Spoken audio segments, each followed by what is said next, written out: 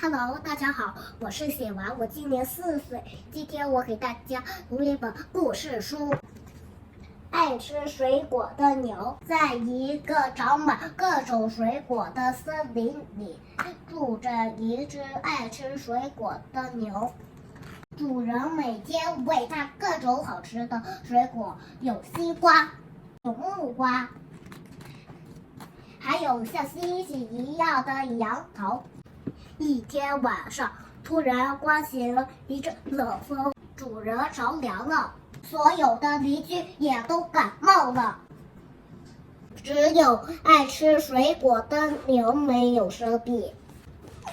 请喝一杯草莓牛奶吧，还有香蕉牛奶、苹果牛奶、葡萄牛奶。主人的感冒渐渐好了，邻居们吃了水果，病也好了。故事讲完啦，我也想吃水果啦。芒果好香好甜呀！吃香蕉有助消化。有一次我拉肚子，医生叫我吃香蕉。这个猕猴桃有点酸，不过它非常有营养。我要再来一个火龙果。